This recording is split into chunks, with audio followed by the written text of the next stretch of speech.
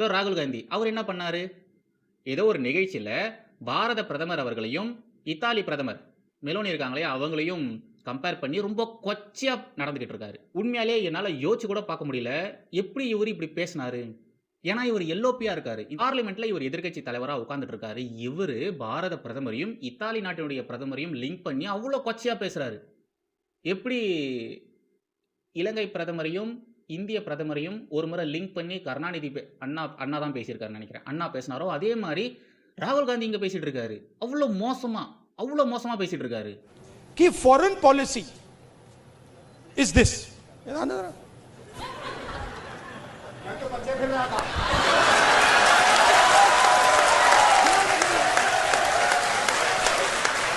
अब पता नहीं किसने डाला, कहां से घुसा कि भाई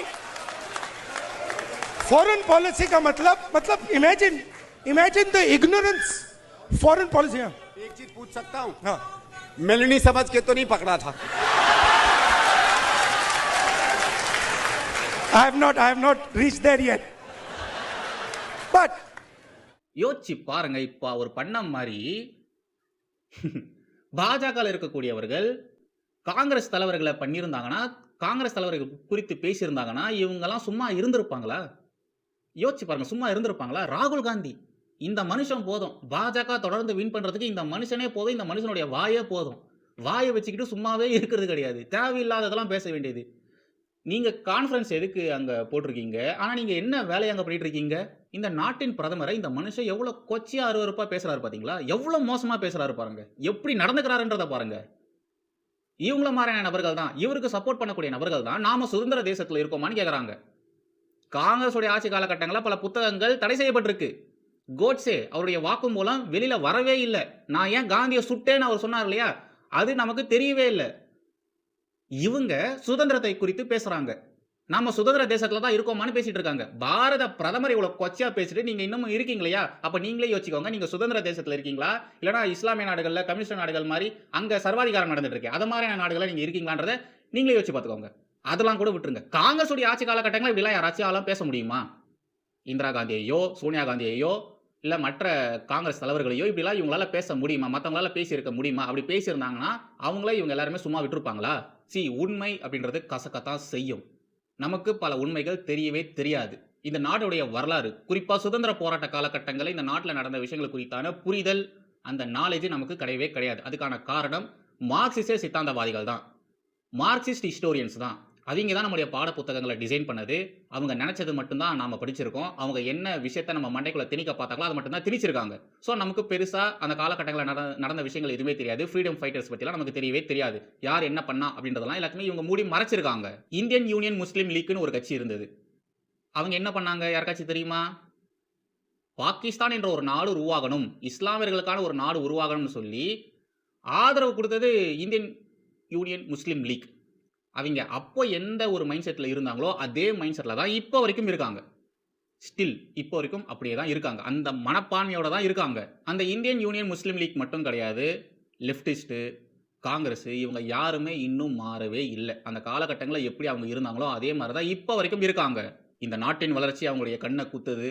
உண்மையான வரலாறுகள் எல்லாமே இப்போ வெளியே வர ஆரம்பிக்குது. மக்கள் எல்லாருமே தேடி படிக்கிறாங்க. மக்களுக்கு அந்த ஒரு புரிதல் வருது. அது எதுவுமே இவங்களால தாங்கிக்க முடியவே இல்லை.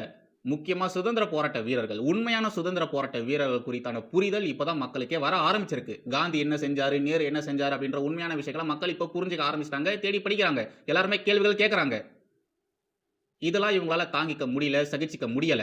இப்ப நான் சொன்ன இந்த விஷயங்களை ப்ரூவ் பண்ற மாதிரி ரீசெண்டா ஒரு சம்பவம் கேரளால நடந்திருக்கு. அதாவது சுதந்திர தின விழாவுக்காக கேரளால இருக்கக்கூடிய ஒரு கல்வி நிறுவனத்துல ஒரு நிகழ்ச்சி ஒன்று ஏற்பாடு பண்ணியிருந்தாங்க. வினா விடை, கொஸ்டின் அண்ட் ஆன்சர் சொல்லிட்டு ஒரு நிகழ்ச்சியை ஏற்பாடு பண்ணியிருந்தாங்க. ஒரு ப்ரொஃபஸர் தான் பார்த்தீங்கன்னா அதுக்கான கொஸ்டின் அண்ட் ஆன்சர்ஸ் எல்லாம் ரெடி பண்ணிட்டு இருந்தாரு. அவர் ரெடி பண்ண ஒரு கொஸ்டின் தான், பிரிட்டிஷ் அரசாங்கத்தால அதிக முறை தண்டனைக்குள்ளாக்கப்பட்ட இந்திய சுதந்திர போராட்ட வீரர் யார் அப்படின்ற ஒரு கேள்வி. அந்த கேள்விக்கான பதில் என்னன்னா வீர் சாவர்கர். இந்த கேள்வி பதில் இருக்கு இல்லையா, இது கேரளால ஒரு பெரிய சர்ச்சையை வெடிச்சிருக்கு. இப்ப கேரளாவின் கல்வி அமைச்சரா இருக்கக்கூடிய அவர் வந்து பாத்தீங்கன்னா இந்தியன் யூனியன் முஸ்லீம் லீக்கினுடைய மெம்பரும் கூட. இந்தியன் யூனியன் முஸ்லீம் லீக்கினுடைய எம்எல்ஏ தான் அவர் இப்போ கேரளாவுடைய கல்வித்துறை அமைச்சரா இருக்கார். அவர் பேர் வந்து சம்சுதீன். அவருக்கு இந்த கேள்வி பதில்ல கொஞ்சம் கூட உடன்பாடே இல்லை. அவர் என்ன பண்ணியிருக்காரு, இது தவறான பதிவு, வரலாற்றை திரிக்கக்கூடிய கேள்வி பதில் இது. இவர் இப்படிப்பட்ட கருத்துக்களை சொன்னது மட்டும் இல்லாம, கல்வித்துறையினுடைய துணை இயக்குனர் அவரு இந்த கேள்வி பதிலை தயாரித்த புரொஃபசரை விசாரணை பண்ணியிருக்காரு. விசாரணை பண்ணதை தொடர்ந்து அந்த புரொஃபசரை சஸ்பெண்டும் பண்ணியிருக்காரு. 1940 காலகட்டங்களில் இந்த முஸ்லீம் லீக் கட்சி, இந்தியன் யூனியன் முஸ்லீம் லீக் கட்சி எப்படிப்பட்ட மனநிலையில இருந்தாங்களோ அதே மனநிலையில தான் இப்போ வரைக்கும் இருக்காங்க. அதுக்கு உதாரணம் கேரளாவில் நடந்த இந்த ஒரு சம்பவம். அவங்களால உண்மையை ஃபேஸ் பண்ண முடியல. பிரிட்டிஷ் அரசாங்கத்தால் அதிகமாக தண்டனைக்குள்ளாக்கப்பட்டது வீர் சாவர்கர் தானே. அதில் ஏதாச்சும் பொய் இருக்கா?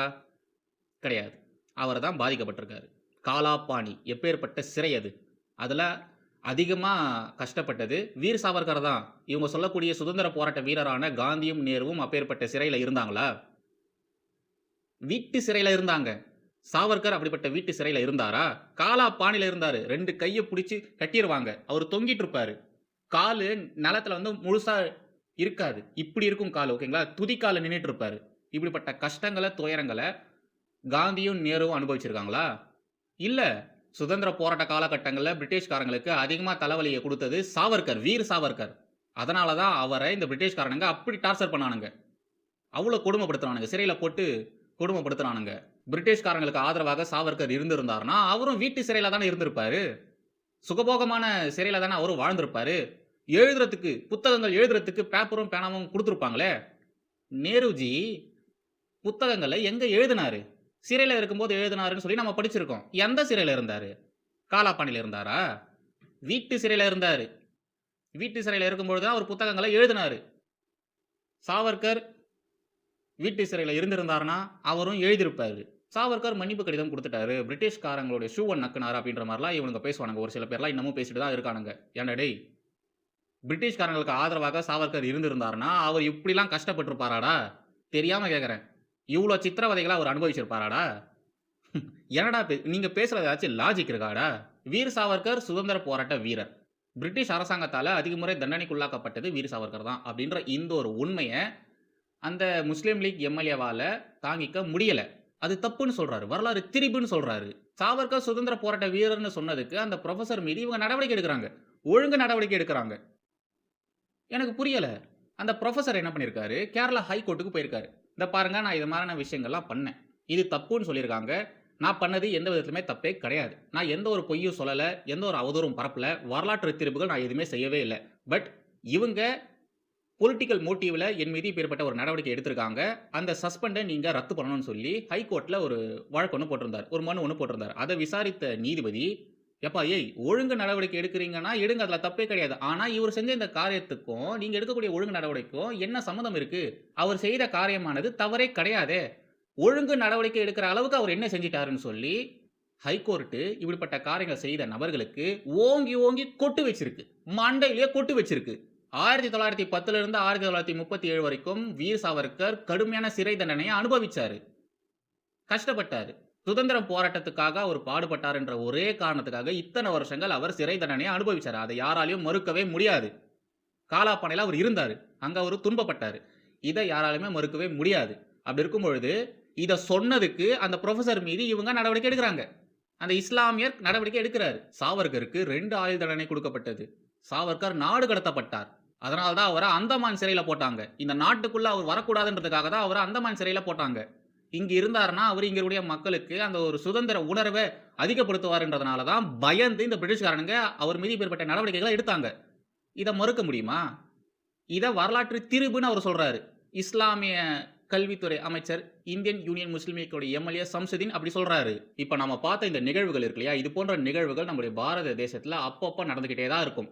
அதெல்லாம் பார்க்கும்பொழுது எனக்கு அப்போ அம்பேத்கர் சொன்னார் பாருங்க, அவருடைய கருத்துக்கள் தான் ஞாபகத்துக்கு வரும்.